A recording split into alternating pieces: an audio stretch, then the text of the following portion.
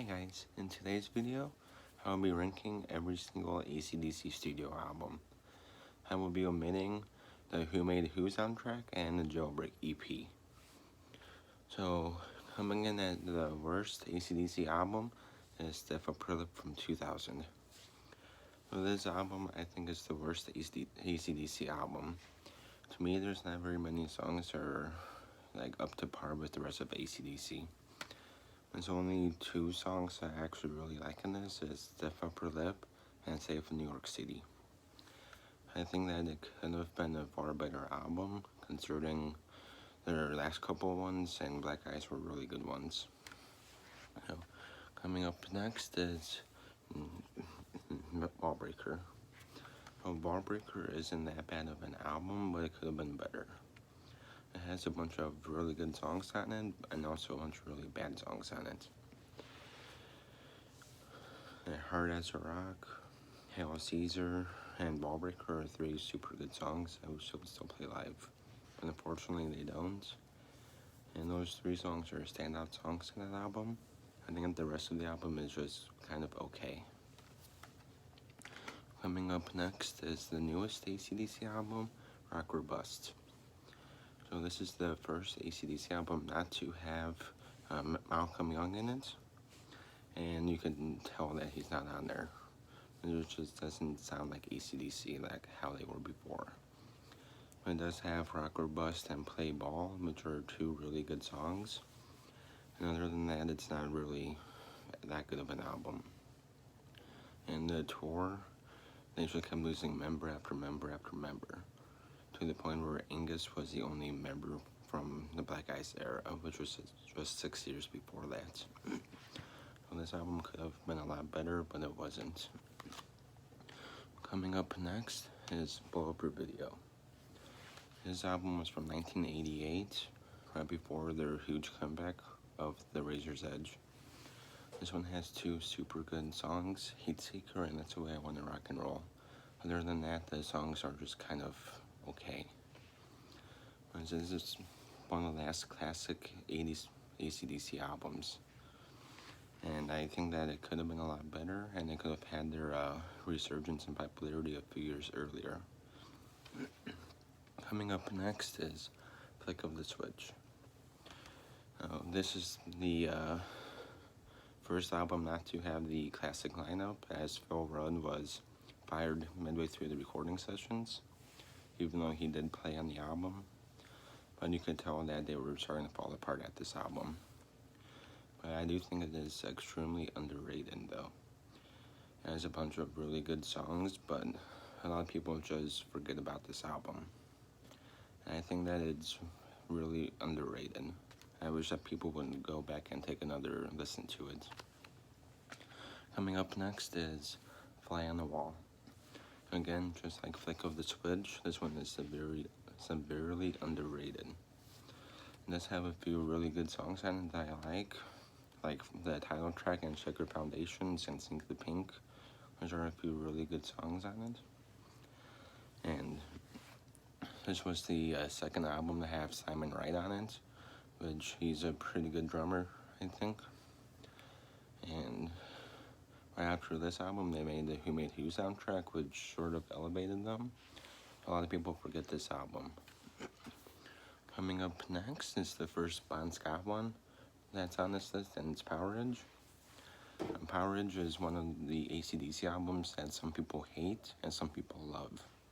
For me, I like it, but I do think it's the worst Bon Scott album. It has a few super good songs on it, but the band tends to ignore all of the songs from this album live, other than Sin City. So, I do like this album a lot, but it's unfortunately the worst Bon Scott one in my opinion. Coming up next is Black Eyes. And Black Eyes, I think, is a really good album, and it's their first since 2000, which was an 8-year gap, which is their longest to date. And I really enjoyed this album, because it was the first one since I started listening to AC/DC that they released. I remember listening to this in the car all the time. Rock and Roll Train, Big Jack, War Machine, Title Track, a bunch of really good songs on this album. And Rock and Roll Train made it onto the Rock or Bust tour, which was really cool too. And this was the first concert I ever saw of the Black Ice tour. Coming up next is The Razor's Edge. This album is the one that brought AC/DC back up to popularity. It has a bunch of really good songs like Thunderstruck, which is arguably their biggest song. It has Fire to Guns, Money Talks, the title track. It has a bunch of really good songs on this, and it's on par with Back in Black and For Those About to Rock. It's a super good comeback album. Coming up next is For Those About to Rock. And this album has the title track, which is one of the best songs of all time. But other than that, there's not really many good songs in it. I put The Finger on You and Let's Get It Up, Evil Walks. Those are all decent songs, but this is when the breaks start falling off the track and they just stop being as good. But it's still a really good album and one of their classic ones. Coming up next is High Voltage. This is the international version of it, which is technically a greatest hits album, but for most people it isn't, since it's their first official international album. It has a bunch of really good songs on it, like It's a Long Way to the Top, The Jack, TNT, High Voltage. And this was the first AC/DC album I ever listened to, so I really like it because of that. And I think it's a super good album that shows how good they are in their early days. Coming up next is Dirty Deeds Done Dirt Cheap. Well, this album was originally released in 1976, but the US didn't want it because of some of their songs, so it wasn't released until 1981. It has Dirty Deeds Done Dirt Cheap, which is one of their biggest songs again, and Problem Child, Rocker, Right On, a bunch of really good songs. And this one is probably their most, I think their biggest, one of their biggest albums, but the US didn't like it for some reason, so it wasn't released until Back in Black became popular and the biggest album of all time. Coming up next at number 3 is Let There Be Rock. This album is a really good album. It has Let There Be Rock, one of the greatest songs of all time, with a great music video. Problem Child, Hell Ain't a Bad Place to Be, Whole Lotta Rosie, a bunch of staples in their set lists, and a bunch of songs all over the radio. This song is AC/DC in their prime, and it's an amazing album. Coming up at number 2 is Highway to Hell. And this is the last AC/DC album to have Bon Scott before he died. And it has some of their best songs on it, including the title track, Girls Got Rhythm, Touch Too Much, Shut Down the Flame, Save One But You Got It. It has a ton of great songs on it. And if you're new to AC/DC, I would recommend this album. And Highway to Hell is probably the biggest song of all time, arguably. And this is probably the album to buy if you want to start in AC/DC.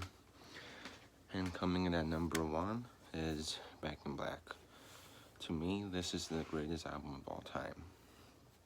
It has Hellspell, Shoot the Thrill, What to Do for Money Honey, Giving a Dog a Bone, Back in Black, Shook Me All Night Long, Rock and Roll Noise Pollution. Pretty much every song on this could be my number 1 song. It's that good. And this is the first album to have Brian Johnson on vocals, which is even better since it's a brand new singer and they didn't know what they were doing. So, and this is the second highest selling album of all time, and I think it should be number 1, but it's number 2. And this album is probably the best album of all time. So, I hope you guys enjoyed my video. Please like and subscribe, and if you want me to do another band, comment down below. Hope you guys have a nice day. Thank you.